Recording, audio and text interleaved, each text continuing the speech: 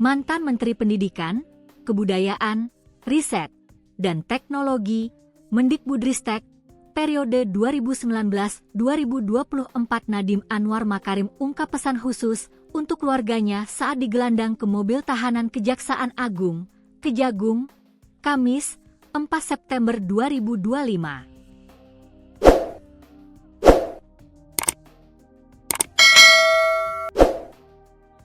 Nadiem Makarim yang telah ditetapkan sebagai tersangka korupsi pengadaan laptop itu meminta keluarganya supaya tetap kuat dan menunggu kebenaran terungkap. Untuk keluarga saya dan 4 balita saya, kuatkan diri, kebenaran akan ditunjukkan. Allah melindungi saya. Allah tahu kebenarannya, ujar dia dengan tangan diborgol dan mengenakan rompi pink, dikutip dari kompas.com. Ia tetap membantah telah menilap uang rakyat. Sebab, menurutnya kejujuran dan integritas merupakan poin utama dalam hidupnya. Saya tidak melakukan apapun. Tuhan akan melindungi saya, kebenaran akan keluar. Allah akan mengetahui kebenaran. Bagi saya, seumur hidup saya integritas nomor 1, kejujuran nomor 1. Allah akan melindungi saya, insya Allah, sambungnya. Nadiem Makarim adalah mantan Menteri Pendidikan, Kebudayaan, Riset, dan Teknologi. Ia memiliki nama dan gelar lengkap Nadiem Anwar Makarim, BA, MBA. Nadiem 2 kali menjabat sebagai Menteri Pendidikan di era Kabinet Indonesia Maju dalam pemerintahan Presiden Jokowi. Ia menjabat Menteri Pendidikan dalam Kementerian Pendidikan dan Kebudayaan, Kemendikbud, sejak 23 Oktober 2019 hingga 28 April 2021.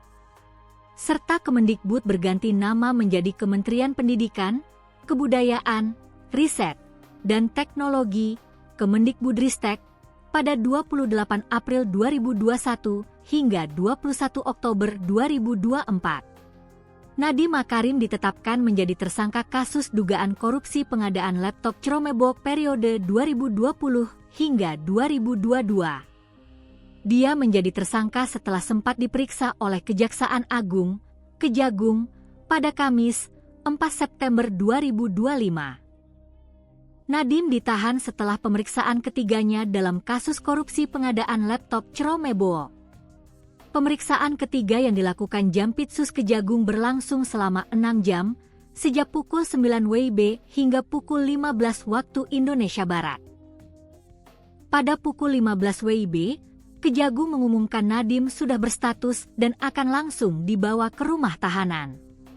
Kejaksaan Agung, Kejagung, menetapkan Nadiem sebagai tersangka setelah memeriksa sebanyak 120 saksi dan 4 ahli terkait perkara ini.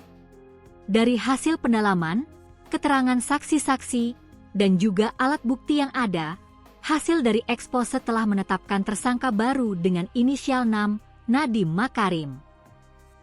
Penyidik melakukan pendalaman, pemeriksaan dan pemanggilan terhadap saksi kurang lebih 120 dan juga 4 ahli, kata Kepala Pusat Penerangan Hukum Kejagung, Anang Supriyatna, Kamis, dikutip dari Tribun News, Kamis, 4 September 2025.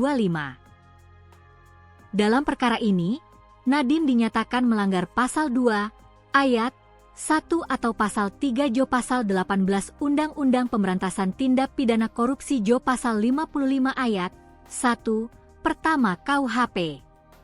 Atas penetapan tersangka ini, Dirdik Jampitsus Kejagung, Nur Cahyo, mengatakan bahwa Nadiem ditahan selama 20 hari ke depan di rumah tahanan atau Rutan Salemba Cabang Kejaksaan Negeri Jakarta Selatan. Penahanan Nadiem itu terhitung sejak hari ini, Kamis, 4 September 2025.